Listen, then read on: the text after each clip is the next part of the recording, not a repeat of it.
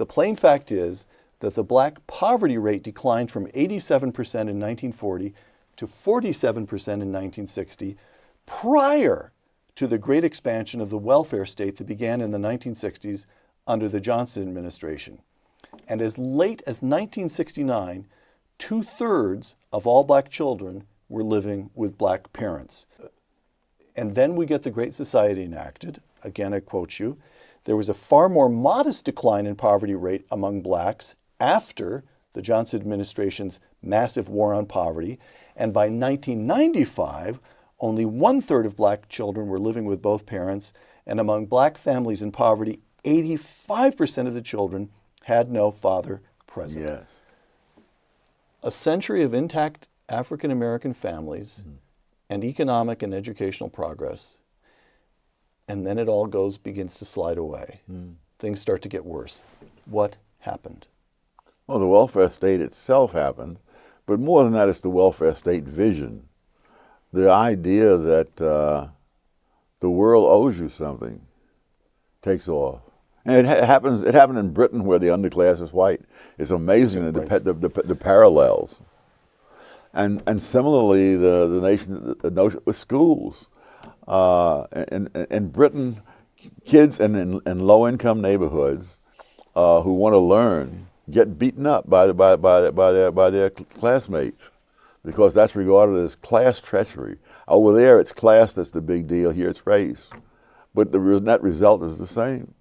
Tom, you had to have been a good student when you were a little kid growing up in Harlem.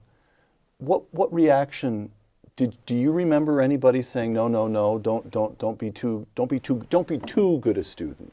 You'll make everybody else look bad in the family. Or what was it like in your generation when people were beginning to discover that little Tommy Sowell was a pretty smart kid? Well, actually, when I first got to Harlem, I was not regarded as a pretty smart kid, because I'd come out of the South. And back in those days, the Southern education was so inferior to the Northern education that... you were behind when you arrived. Oh my gosh, I was... in North Carolina, I was among the top students in the class, and in my first year in New York, I was trailing whoever was the second worst student in the class. How old were you when you moved from North Carolina up to Harlem? 9. 9, okay. So, but somewhere in there, you get a library card and you start reading, and you become a good student. And what is the reaction of your family and your neighbors and so forth as you begin to become a good student? Well, the neighbors didn't really know that. Oh, the family was they were so pleased. And I still remember what a to-do they made when I was promoted to the 7th grade. And I wondered why. And someone said to me, "You've now gone further than any of us." Wow. Wow. You've just explained we get a century of progress, then a retrogression, as you call it. And the economics was not the reason. I mean, there's no question that blacks in the 1960s had a higher standard of living than blacks in 1940. Right. So why is it?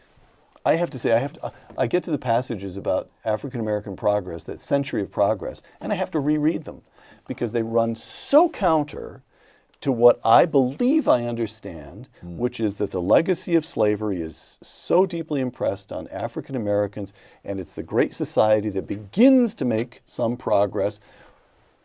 How is it that a whole century of American history is simply gone? It doesn't get talked about. What's the explanation for that? Heavens, that's not the only thing, as you know from one of the other chapters there, that the people who talk about the 1920s, the history of the 1920s is taught, including in a history book written by a Stanford professor that sells for $160 that I bought recently. And he tells you what happened, what Andrew Mellon said, and how this was tax cuts for the rich. And all you have to do is pick up Mellon's book, and you'll find out what Andrew Mellon said. And all you have to do is go on the internet and get the IRS data of the 1920s. You find that it bears no resemblance to what is said in this history book that costs $160. So ideology trumps historical understanding. Yeah. I mean, I have the IRS data for every year of the 1920s in my file, and it's just farcical. And these are not stupid people. And I don't believe that all of them are lying. I believe that they've heard what other people have said and they've repeated it, and they haven't bothered to check the facts. All right.